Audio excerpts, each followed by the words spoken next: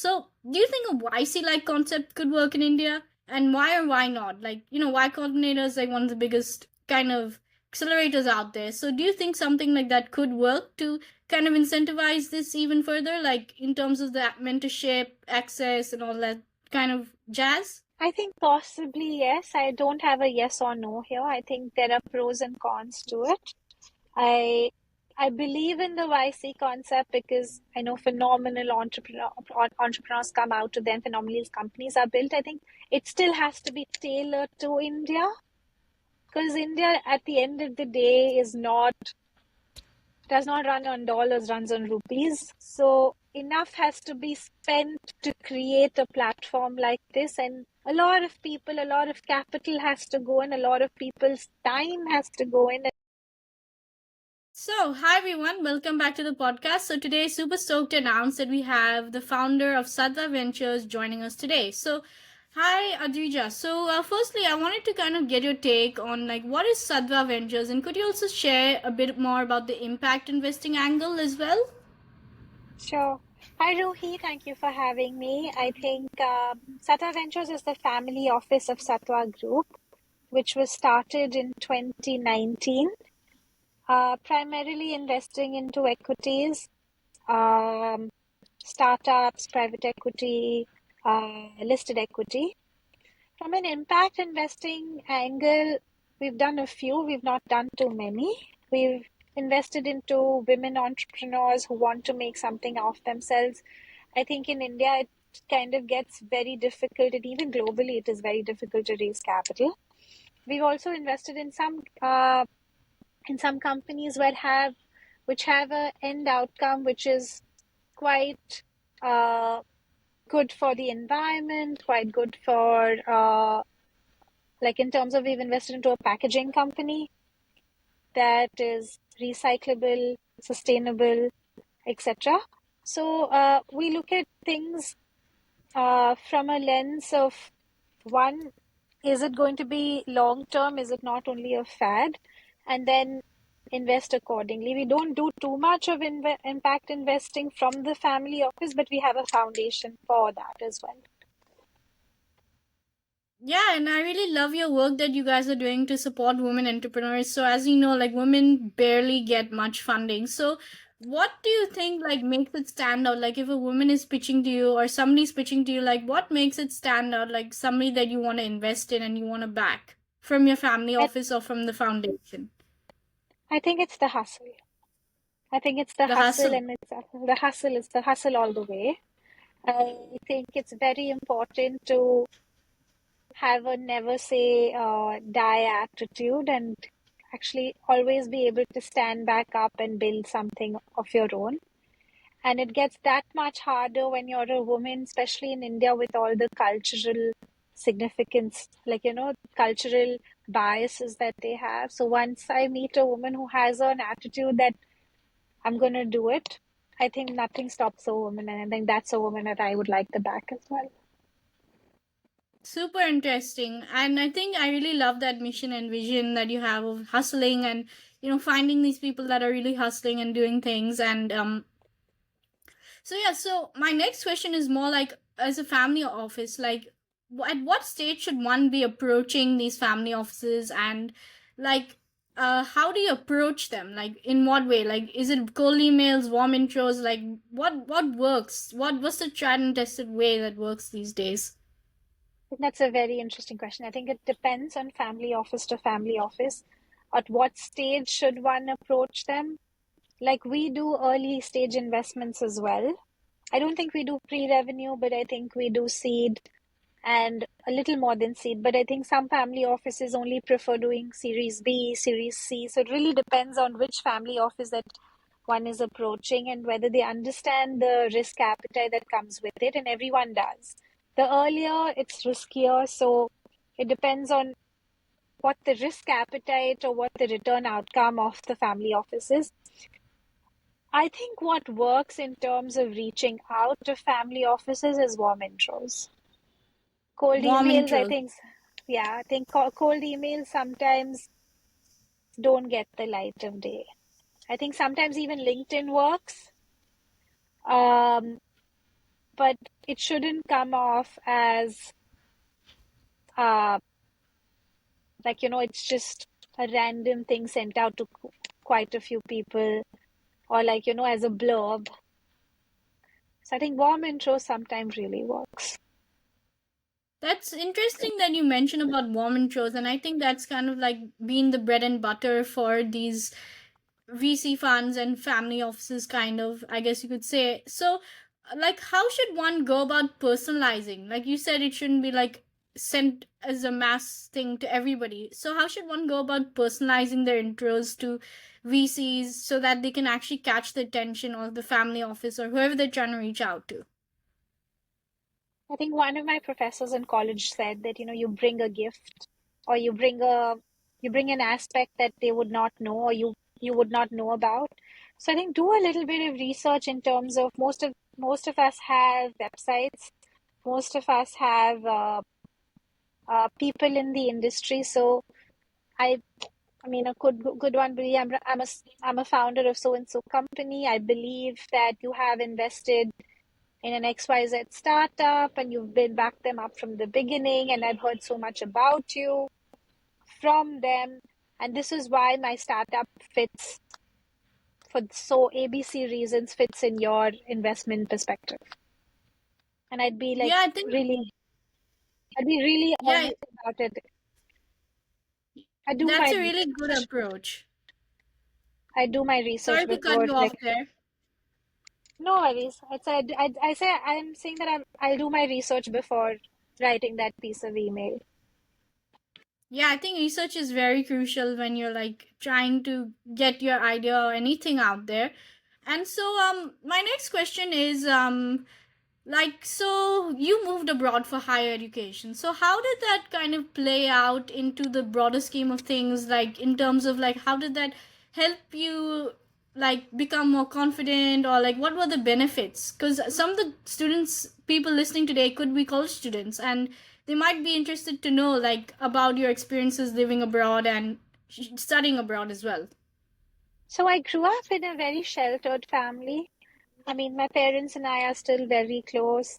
Um, so when I moved abroad, I mean, I had them over phone, but I never had them physically in my presence. So I had to do everything to keep myself safe or keep myself engaged, build my own community, stand out in that own community, because when you're at home, it's everything is provided for usually, and then when you're traveling and when you're by yourself or when you're studying, you want to stand out. You want to make an impression with your friends, with your teachers, with the community outside, and yet develop that unique factor about you, which I think at home is difficult to find in the initial days.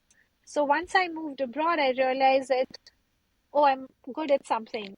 I took a few classes that were out of my comfort zone. I did a theater class, I remember, and which is very, very out of my comfort zone. And I realized I wasn't really bad at it. I wasn't particularly good, but I wasn't really bad. But what I did is it gave me confidence to be on stage, to perform, and to realize what kind of a person I wanted to be. I tried new experiences, uh, some of which I would never do, or which I thought I'd never do. I traveled a lot, and I think those aspects shaped me as a person. I made mistakes. Okay, make no doubt I made mistakes, but I think those mistakes also shaped me into an individual that I'm a lot calmer today. I'm a lot more confident, and I have the belief that I can do it. I think that comes with going abroad, having those experiences which are your own, which I think it's not possible when you're very sheltered or when you're living with your parents in and around their company, because everything, at least in my situation, I come from a very privileged home. So everything was provided for, and I needed to learn some things on my own. Yeah, I resonate actually quite deeply with that because I also grew up very sheltered kind of environment, and then I moved abroad to US for my further studies, and then more recently I was actually in Bangalore for a bit. I spent around 6 months over there, and that whole experience of living in India was just way different than I would have ever imagined. And if I hadn't gone there, I don't think I would have like met so many people, gotten to go to all these events, and I went to a bunch of events and I made a bunch of like good connects over there. And I can safely say I know more people in Bangalore in India than I probably know back home in Singapore, and that's because of the power of communities, as you had mentioned. And so let's get into that. Let's get into some insights of yours on community building. And like you said, you'd mentioned something about communities. So like if you could just share like one or two lines about like how communities have really impacted you, I think that would be pretty insightful for the audience today. I think surrounding yourself with people who share similar beliefs is very important. And I think as a working woman, it's very important to find role models and speaking to role models about how it is to build a career in India, how it is to build a career in finance, how it is to build a career in general, and what I wanted to become. And having those role models really helped me carve my way. I'm also very spiritual as a person, so I journal every morning. When I journal every morning, I have this one community of friends who also journal every morning, and it just makes me feel closer to them. Um, when I journal, it gives me a lot of joy. It takes 10-15 minutes in the morning, and then I meditate.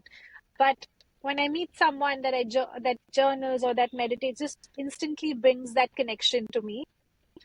And having those communities that are different from my everyday life. I mean, obviously, you have your work friends, you have your school friends, you have your social friends, but these different activity friends really make a difference and like carve you as a person. Yeah, I can attest to that as well. Like communities have like changed my life. I think like if I wasn't part of these communities in India, I don't think I'd have had such a good experience over there. Living on my own and like trying to do stuff. And I think community is the backbone of everything I've gotten, where I've gotten today with this podcast as well, has been the communities that have supported me, that have rallied me, and that have rooted for me. And so let's get into like this build in India concept. I think that was a pretty interesting thing that you talked about. And so my next question is like how can we get more builders in India? How can we get more people building in India? For the world, for India, like how can we incentivize people to be building in India? You mean building companies in India? Yeah, building companies in India and I think startups. we're I think we're already at that precipice of building more in India. I think with channels like Shark Tank, with channels like startup pitches in every college, I think there is a lot of motivation in just building something. And it's not only in tier one cities in India, it's in tier two, tier three. We see phenomenal entrepreneurship coming in from tier two, tier three cities in India, building either building a food brand, either building a consumer brand. I think we're already incentivizing it enough. I think what will make it easier is that one, to have role models. And I think as more and more people build in India, more and more people will be incentivized and look to those role models and be able to build them. Two is to have, when these role models go out, it'll create a better access. I think it's important to create better access. I think today, even though I think it is much better than where we were 5 years ago, I think we still need to create better access on how to access a VC, how to access first level of funding, how to access second level, and how to have that mentorship program of one, if one wants to build, how to build it the right way, how to build a pitch deck, for instance. I think those resources, whether it's available online or offline, uh, but if it is very tailored, I think we'll be building at a much faster pace. So basically, I guess the big insight out of that was, to get more people building in India is really about India tailored solutions to mentorship and to access and to role models. So, do you think a YC like concept could work in India? And why or why not? Like, Y Combinator is like one of the biggest kind of accelerators out there. So, do you think something like that could work to kind of incentivize this even further, like in terms of the mentorship, access, and all that kind of jazz? I think possibly yes. I don't have a yes or no here. I think there are pros and cons to it. I I believe in the YC concept because I know phenomenal entrepreneurs come out to them, phenomenal companies are built. I think it still has to be tailored to India because India at the end of the day is not does not run on dollars, runs on rupees. So enough has to be spent to create a platform like this, and a lot of people, a lot of capital has to go in, a lot of people's time has to go in. And I think time is something that we as entrepreneurs or we as uh, creating this community is very important. And I think time has to be given more than money, but capital is also very important. And it's also, mind you, that YC was built over many, many, many years. And India, we're still starting out. So I think it will take some time. But for that institution to have that level of respect. Yeah, I think that's very much the case in India. Like, I think Bloom Ventures has done a superb job with their content, but I don't think anything could really rival YC at this point of time in terms of what's there in the market in India. So, yeah, so super great to have you on the podcast and to have you share your insights and all that. So, now just share like a bit about like how the audience can like get in touch with you, pitch you, and like anything you want to share. Like now's your stage. I think you can reach out to me if any questions you have on LinkedIn. Uh, LinkedIn is fairly accessible for me. And then email, you can email anyone if you anyone in my team. It's investmentsattva at sattvagroup.in. And you can reach out there and we'll be happy to meet you. But if you want some advice, I think LinkedIn is the right place. Perfect, perfect.